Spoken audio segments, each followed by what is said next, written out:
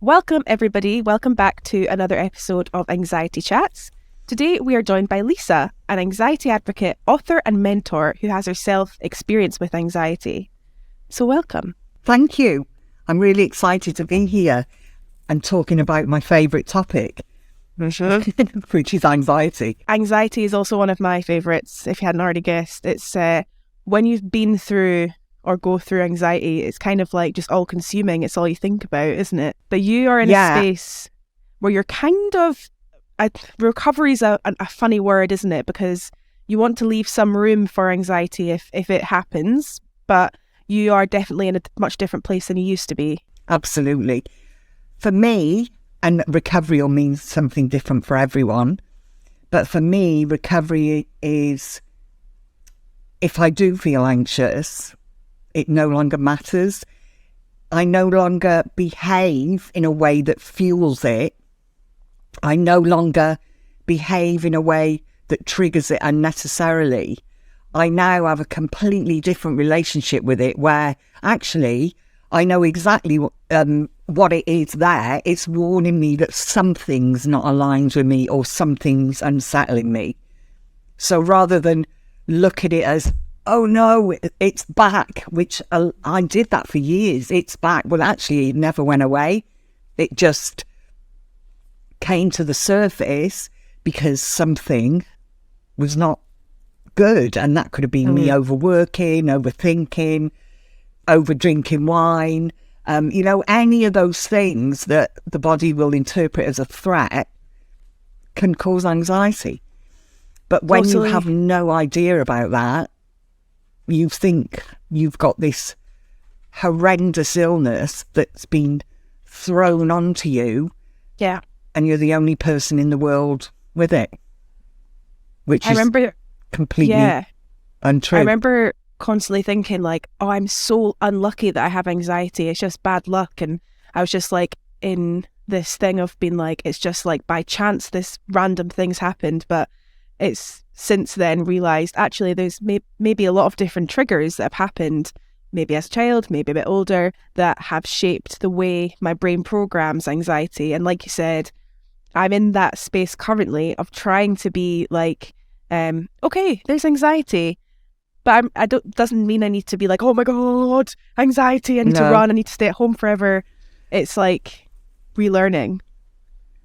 I think that I know it sits under the mental health umbrella, but anxiety is only meant to be experienced for like short periods. So we come across a threat, the threat response kicks in, threat either passes or we get out of the way of the threat, and then the threat response settles down. But when we've got a disorder, basically, when we don't know what the hell we're dealing with and we think it's an illness, and we sit in our thoughts and worst case scenario, I'm ill, I'm never going to get over this, this is horrendous, why me, all the things that I live through, we're then just re-triggering it because the body's interpreting our behaviour like that, which is fear-based, as a threat. So if we'd been educated in what anxiety is, we've got this threat response. It can happen when your body interprets something as a threat. It can't differentiate if it's a genuine threat or not.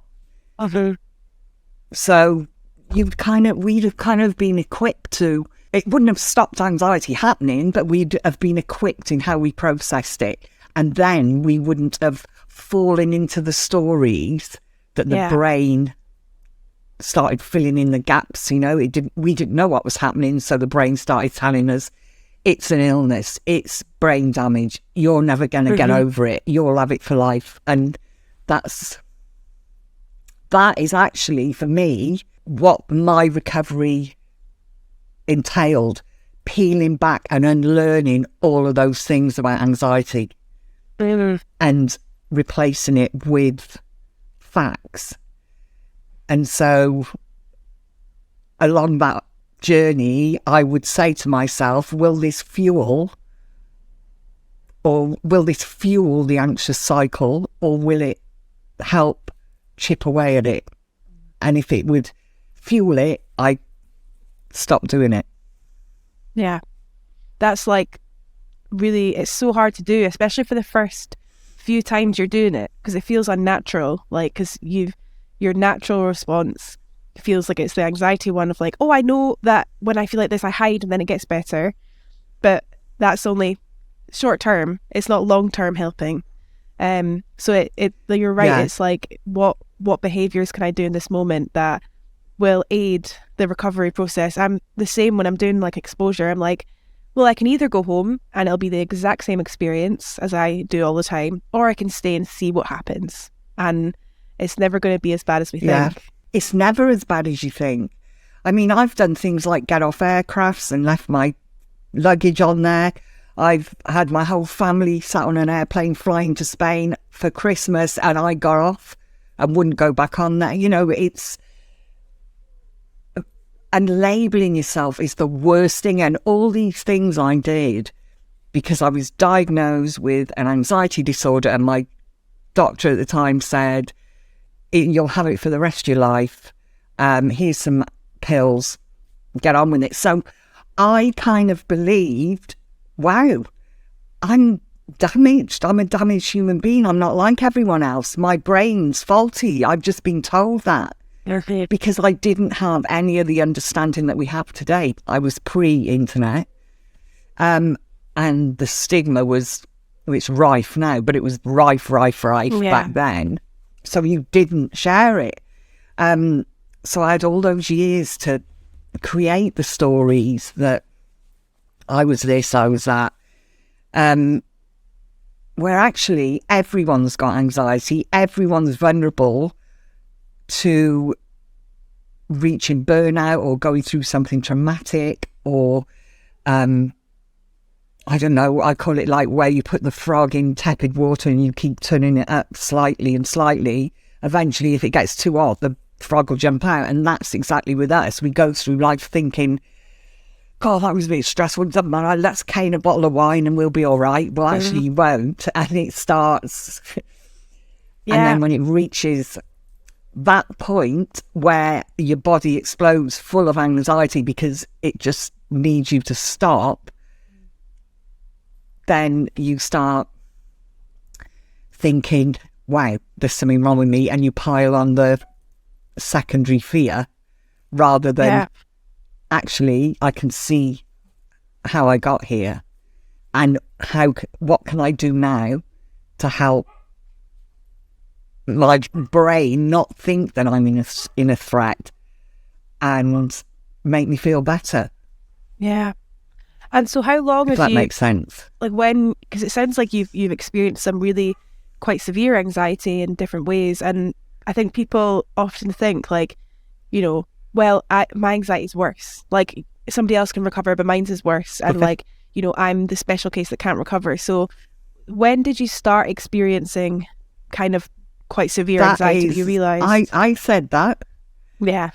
The first time I had anxiety, I was what I'd say I couldn't function for 8 months. I had to leave Wales and go and live with my parents, who were at the time in Richmond in London, and I couldn't leave the house, and if I did, it was with them. They couldn't nip out. I mean, it was horrendous. I had the intrusive thoughts. I thought this anxiety was gonna, and I thought I was going crazy, and no one had told me any different. So I thought, I was scared that, what if I go crazy and I grab a knife and I kill everyone in my house and down the street, you know, to that extent. And I begged my dad to take all the sharp objects out of the house, and he's like, no, because he was a prison officer. So he'd seen anxiety, and he kind of had an understanding. He said, Lisa, if you were losing your mind, you wouldn't be questioning it because you wouldn't know. Yeah. So that was kind of like a bit of a comfort. But what happened then was the anxiety would go up and then down. But I lived for 15 years as a damaged person. I lived as anxious Lisa. I took that diagnosis, I wore it as an identity, and I lived it. I can't do that because I've got anxiety. I can't do that because I'll get anxiety. I can't do that. And that was my life. Until I came across Dr. Claire Weekes' book, which was about 15 years later. And it was kind of like a mixture of anger and sadness. And I couldn't believe it that nobody had told me this. And it was hard to believe, but something about this woman I knew she was talking the truth, because underneath all the chaos that I lived under in my mind, not chaos in my life, I always thought, how can this happen? How can I have this brain defect and why me? And then I realised, because it hadn't happened to me, what had happened is I'd gone through something very traumatic, which I did. I'd gone through a marriage, when it wasn't marriage, but a relationship, a toxic relationship that had gone bad, and I lived abroad. So I escaped with my son, who was then very young. He was about 1, and then his father came over and we tried to make it work again, although I knew it wouldn't, and it didn't. And then he took my son back to Spain for 6 years. So I lost my son at the age of 3 for 6 years. So that was never discussed as, what have you been through? It was, well, actually, look at you now. So you've been through all that. So in my head, it was, someone I love turned nasty on me. Then they took our son away from me, and now I've got brain damage. So that was my mindset for quite a long time. And at that point, was there things like, was therapy like readily available? Would that be something that was supportive, those kind of spaces?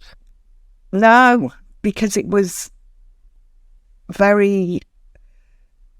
Well, I suppose it was helpful in they gave me a diagnosis, but then it was kind of like, I felt like I had to go there once a month because I was crazy. That's how I felt, because no one told me any different.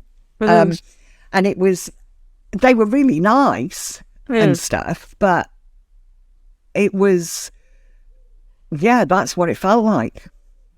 Totally. And it was only... once the internet, well, it was a few years later, the internet, and I started, this Claire Weekes had come up, and then so I started Googling that, and then I started meeting people from all walks of life, women, and I thought, and all of us were like, I never knew there was someone else out there, because we were all a similar age, and we started getting the realisation that, Dr. Claire Weekes is right, and we've just been, all this has been hidden away from us. I did meet someone, actually, who was similar age to me, and he said he was 18 when he first had a panic attack, and his doctor gave him Dr. Claire Weekes' book. Whoa. And I thought, why didn't they give it? Everyone can think that. Even now, because I've been reading Dr. Claire Weekes', I can't remember which one it was, something for nervous condition or something. Hope and help for your nerves, Yeah, that's it, because it's something, the language, I think it was written in 64 or something, so the language is obviously 62. maybe language. 62. That was the year my mum was born. Yeah, and the language, what she's talking about is anxiety. Yeah. But they call it nerves. It's the same with me, though. I was like, oh my God. And same, if they gave this to people that were going to the doctor for anxiety, it would make a massive difference, because we're both in the UK and they give out medication, which isn't necessarily a bad thing. Some people react really well to it, but you need the support too. You need support alongside it. You need the understanding. Yeah. The book's amazing. And then when I got her on audio, that was it. She was in my ears every day. But so through my recovery, I didn't, even though I came across that, I was in a group with women and we were all helping ourselves, that there was someone from Miami, someone from Australia, someone from South Africa, me in Sheffield, someone in Blackpool, and we had a real nice network together and support network, and it was really good. But I tried to fit my recovery in around my job and my life. So I was a single parent, so I didn't actually have the time to breathe, let alone heal properly. So what happened is I fell into the cycle of going off sick, patching myself up, and then going back into work for a few, doing things okay-ish in my comfort zone. Though I'd lived in kind of like a triangle: work, home, supermarket. That was it. But then I'd hit a brick wall again and I'd go off again sick. And then I'd patch myself up. And in 2017, I hit rock bottom, and that was following just like, I can't do this anymore. I'd raised awareness for anxiety in the UK government. Me and a colleague, we decided to put our heads above the firing line, and it could be career ending, but we didn't care. We'd had enough. And it snowballed, and it was a really positive thing. And I think it happened, we started in 2014 because it was starting to get trendy and talking about mental health. But there is so much more to be done. I mean, I love the conversations I see now, but on the ground, nothing's changed. Since I was doing that in 2014. Nothing. The waiting lists, in fact, are worse. Really bad. So, and we started raising awareness, but that can attract, in the civil service especially, there's a lot of ego, and it's quite a toxic environment, and bullying goes on. And I got bullied by my manager, and no one did anything about it. I mean, behind closed doors, it was like, oh, you're a basket case, oh, you're a lunatic, oh, I'm sick of hearing about mental health, anxiety, it was all. And I was a senior manager, and she was higher than me, so the higher you got, the worse it became. And I just thought, I can't do this. I can't do another 16 years of this. I was contemplating, I felt so down and horrible and anxious and no confidence, even though I'd had a successful career with anxiety. I got a medal from the Queen for raising awareness, which I never expected. I had helped lots of people, yet when I needed help, there was no one there. That kind of, if you're off work with a broken leg, you get flowers, but if you're off work with anxiety or mental health, it's like nothing. Yeah. And I just thought, I can't do this anymore. So I contemplated suicide. I'd only done that twice, but I contemplated it this time, and I thought, I'm in my 50s now, and then something inside me said, no, I'm going to give it one shot, a proper shot where nothing comes before my recovery. I come first, which was really hard for me because I'm so used to people pleasing and putting, which I think anxiety can make you behave as a people pleaser. But I was so determined. So I quit a career that was a job for life that would be frowned upon. I got a whippet. I've now got 3, but I got a whippet where people said, the last thing you want is a dog. Oh, they'll tie you down. And so I started making decisions for myself. I put Dr. Claire Weeks on. And I started practicing 5 minutes down the road with her back. And I was consistent every day.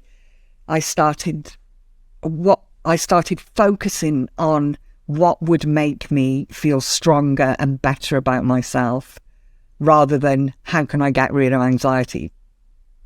I just wanted to soothe it, to say to it, it's okay, I don't need protecting anymore. That's a short version. But, and God, I'm 57, I'm single, I've got 3 whippets. I have never felt so content as I do with myself today, like now.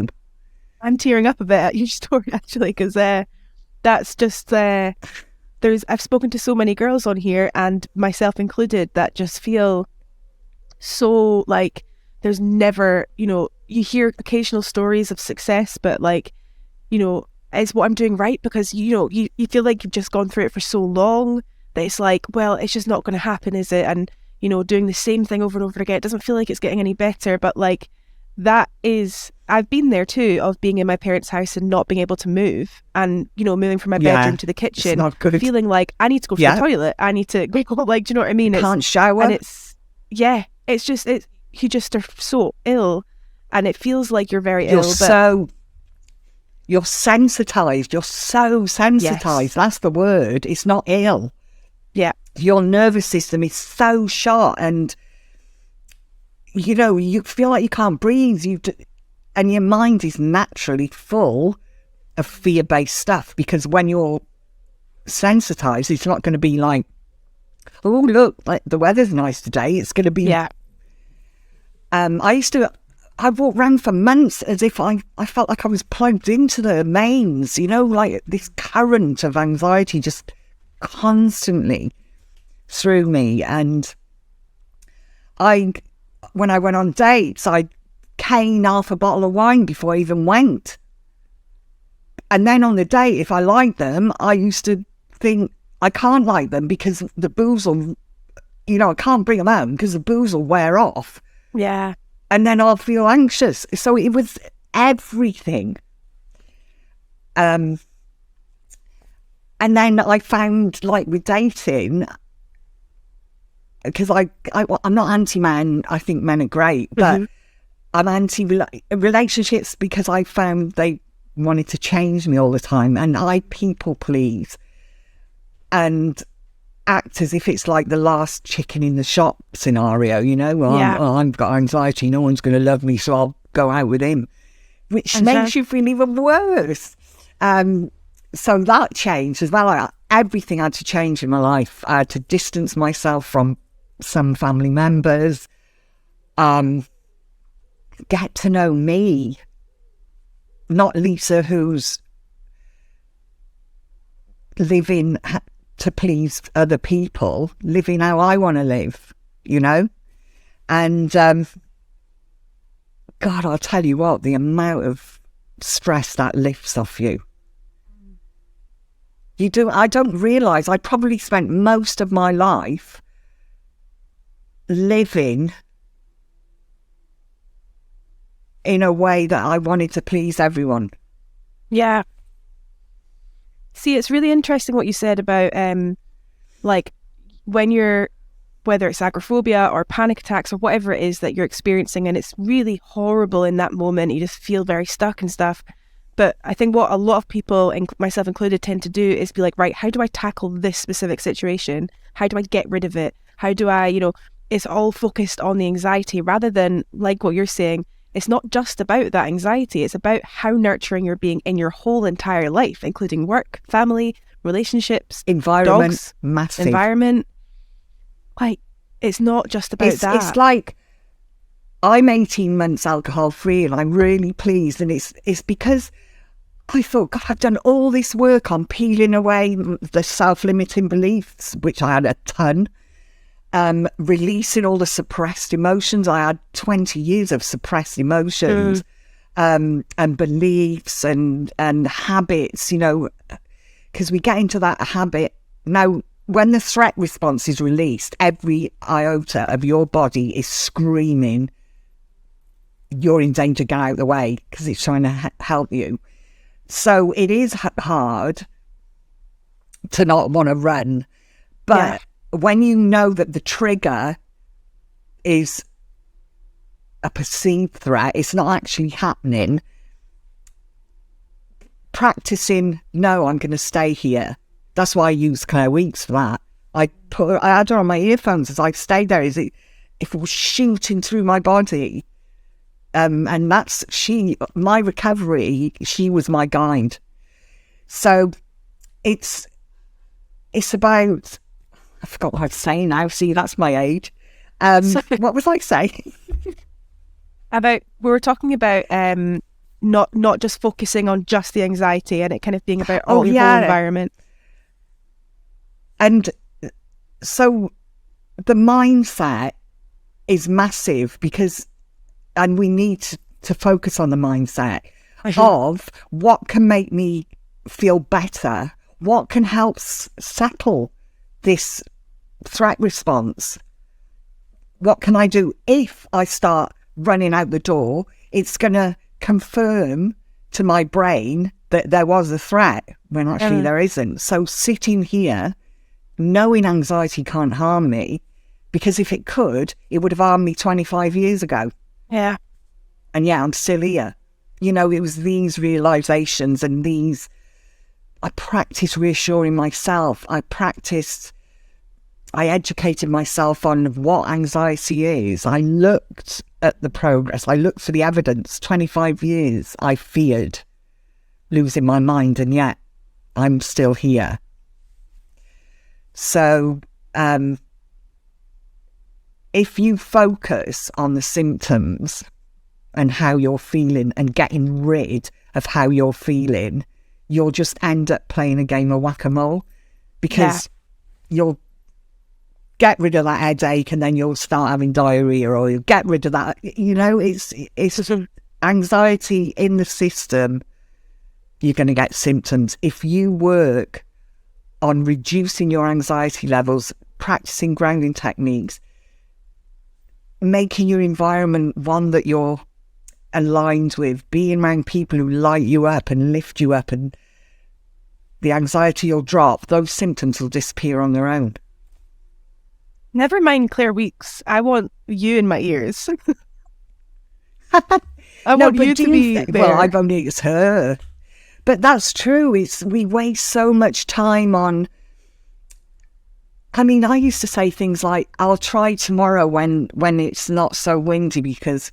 Yeah. I would grab any excuse. Sure. And actually... 100%. It was never the supermarket. It was never driving the car. It was never going out socially. It was that I feared. It was feeling anxious while I was doing those things that I feared.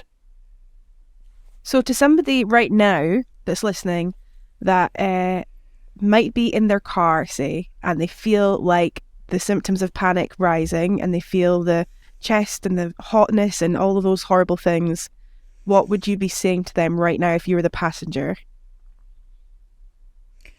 I would just say it's just adrenaline, which feels uncomfortable. It will burn out. It will pass. Just stay focused on what you're doing. Feel the steering wheel. Look at the sky.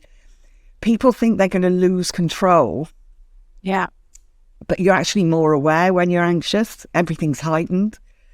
So and I'd say, if you feel uncomfortable, we can pull over and take a seat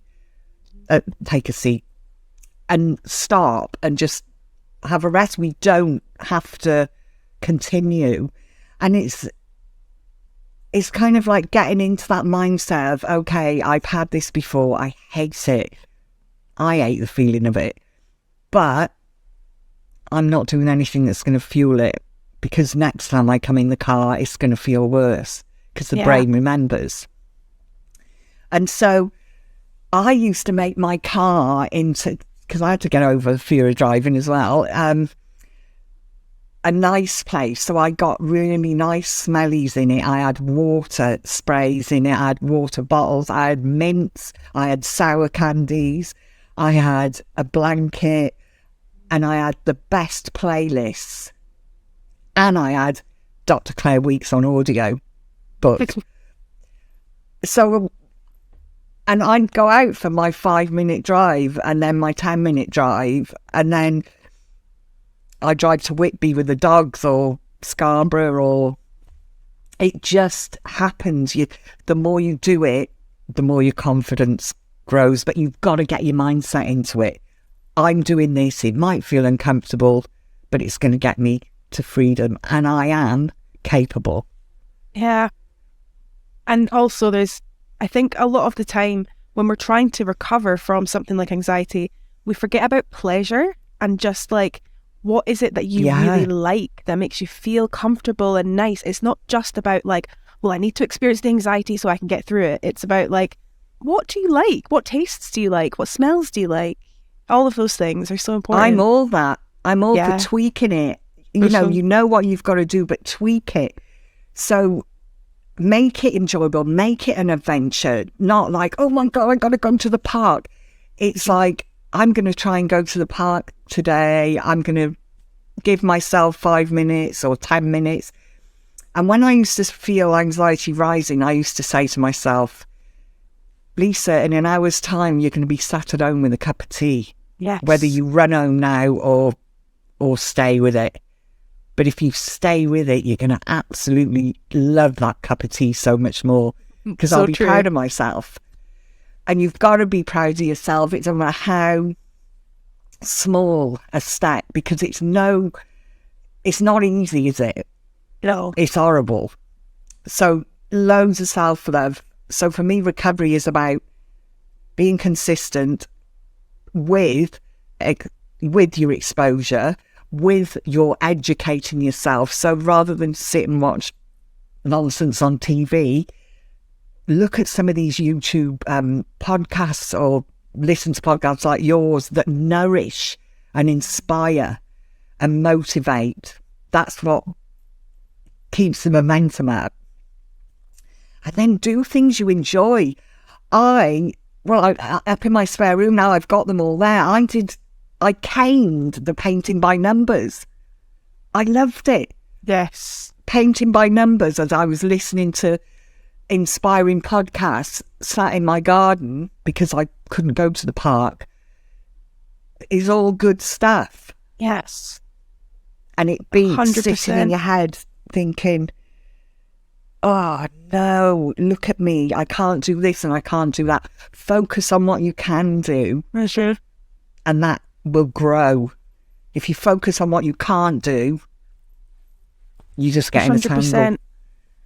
I think, honestly, this has been the most inspiring conversation ever. I feel like I've been talking so much. Oh, I'm so glad you have been, because it's honestly, it's just so incredible. And you were saying before that also another thing I want to ask you is, I've noticed a lot of people that are around 50, 57, whatever, that have said that they've never experienced much anxiety in their life, but the older they've gotten, the more anxiety they've experienced. Which sounds like it's kind of the opposite for you, because you've relearned so many things in your life and you've nourished yourself and self-love and self-care. But I've noticed a lot of people saying the older they've gotten, the more anxious they've gotten, and I've not really understood it, because I experience a lot of anxiety. I mean, now. I don't know why, but I've got my own theory. I think my theory is a lot of people lose themselves through parenthood. So they've got their identity.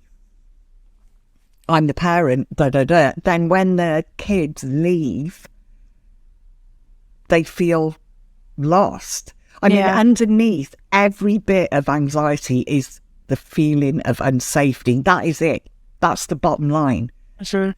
It doesn't matter what the trigger is. If someone's suffering from health anxiety, you think they're going to die, it's because the belief they have is that they don't feel safe. Yeah. And it's the same with social anxiety, whatever. And I think the older you get, especially at retirement, people say that there's a lot of death immediately after retirement, and it's either I don't know. I've had this conversation with people. It could be that people are thinking, well, what do I do now? You know, you lose all your identity. So that's why it's important to have your own identity. Yeah. You know, instead of being a mum, a grandmum, a wife, who are you? And get her out and give her a shake and get her up there blossoming. Yeah, she's important. And yeah, she's massively important. And all those other things are great, but they're just roles. Yeah. They're not us. They're not who we are. And I think, you know, on paper, I should have a purple rinse sat under a blanket at 57, and I just feel like I've only just started to be who I am, the mad whippet lady, and I love that. Wow. Someone called me that the other day, and I said, that is the biggest compliment I've ever had. That is the coolest title. That is honestly the coolest title. I love whippets too, by the way. Yeah. They're gorgeous dogs. You know, it's nice to be called something that, that's me, the real me, and I love that. And I also think things like the menopause can cause a massive shift. Yes. Hormones are a nightmare when it comes to exaggerating or aggravating anxiety, even when you're having periods. That was another trigger for me. Every month, the build-up to before my period, I've just felt like a completely different person. Yeah, totally. So I think, I think we lose our identity, don't we, in our careers and in our relationships and in our roles, where really, I really think people should just embrace some time to be you, not your role. Nothing to do with your role. Another really interesting thing before we go that you said that I just really like, because I'm trying to unlearn this at the moment, is I think a lot of the time when you're diagnosed with anxiety, or you have an anxiety disorder, whatever it might be, you then wear that as who you are. I say quite a lot, I'm Emily, I have agoraphobia, I have anxiety, I have OCD. And you then start claiming it as, it's almost like your anxiety doesn't have a choice but to be there, because you constantly are saying, this is who I am. Yeah.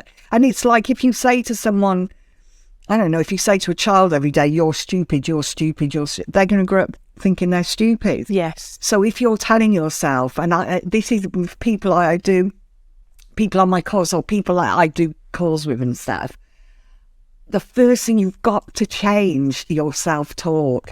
If you're going out and practicing, if you want to practice exposure and you're going out saying, I hope anxiety doesn't come, I'm so anxious, I always get, then it's not going to work. This may be challenging, but I can deal with this. It'll take some practice, but I'm getting my freedom back. You know, that kind of mindset. Yes. And self-talk. I was anxious Lisa for 15 years. I'd apologise for it. Oh, I'm anxious. Hi, I'm Lisa, I'm anxious. That's how it was. So, of course I was anxious. You know, I lived in that loop. But a lot of us do that in innocence because we don't know any different. Yeah. Totally. And we're trying to accept that part of ourselves. If I want to leave anything, it is, don't label yourself with a diagnosis. Anxiety is something you experience. It is not who you are. Yeah. And you can recover. It takes time, it takes patience, and it takes you believing that you can, recover. One guy said to me, who was like a guru, great guy, I said, I don't think I can ever recover though. And he said, you can, you just think you can't. And that thinking you can't is like a brick wall. Yeah. And I thought, wow, you're right. That's it. And I'm not saying it's easy, and I'm not saying that it takes commitment, but it's worth it. I'm fine. I quit the alcohol. I probably didn't finish that story. It's got a terrible habit of starting a story and then not finishing it. But although I was healed or over my fear of anxiety, so I wasn't triggering it unnecessarily, there was some time I had this, that horrible edginess. And I quit booze and my mental health went another level in how good I feel. I think as well, it's quite common to, like, the way that our society kind of looks at alcohol is quite like, it's normal to just numb yourself, and anyone that does drink alcohol, go for it. Like, it's not obviously whatever, but I think it's just very normal to experience high stress jobs, high stress anxiety, and then at the end of the night just have a bottle of wine and then feel better. But again, it's temporary. It's a short-term fix. It's the culture. We've been conditioned in it. Yeah. And actually it's a toxin. Yeah. There's nothing nutritional in it.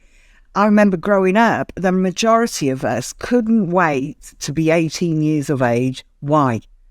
Because we can go in the pubs and get pissed. That was it. That's 100%. how conditioned we are. Most of us are drinking, and of course they want us to go, because if you go in the pubs and you get drunk, you're spending money. And I'm not having a go. I think it's nice if people can moderate and blah, blah, blah. But for me, I've done so much work on my mental health. I just want to make sure everything is to my advantage, to make sure that I can have a decent older life, if you like. After losing sort of 25 years I want to squeeze every bit of life that I have in me out, But, God, I enjoy my life so much more than when I was drinking. Now. I'm the same. I don't drink either, because I just think it's also nice when you're recovering from anxiety to know that you are, you're in control. You're more in control than you think. And I think sometimes alcohol can make you feel less in control, because you're not as fully you, are you? You're intoxicated with something else. No.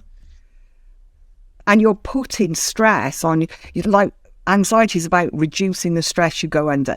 Every time you have a drink, the body goes into shock and stress because you're putting poison in it. And so the body is trying to get rid of that poison. That's the reality of it. And I thought, why am I, I've cut relationships off. I've done this, I've done that. Yeah, I'm keeping my body. So that's why it's feeling crap the next day. So yeah. And it's not boring. It's not a boring lifestyle. Let me tell you, it's actually a nicer one. I get more done. I totally agree. Oh, Lisa, you've honestly been so lovely to talk to. I feel actually really quite empowered. Thank you. Good. Yeah. And I hope we stay in touch. Yeah, I do too. Because, I think I love what you do with the anxiety chats. And you've got such a brilliant voice for podcasts. Good. That smooth voice. Oh, that's nice to know. Definitely. Oh, thanks, Lisa. Yeah. And I'm nice. sure a lot of people will have been really, just like kind of blown away by your story there. I think that's just, it's extremely inspiring. And if anyone's listening that wants more from Lisa, she has a lovely, lovely Instagram that's just full of really inspirational and calm stories and advice. And honestly, you really are great. I hope you know how great you are. Thank you. Oh, that means a lot. You know what we're like. We're not very good at taking compliments. But yeah, if someone said you inspired me or I felt motivated by what you shared, then I know that's what makes me tick. 100%. I love that. And it's true. And if anyone's listening and would like to join in on the conversation, you can come on the podcast to chat with me or send an anonymous story into us. We always love hearing from everybody, and we will see you next time. Goodbye, everybody. That's lovely. Bye. Thank you.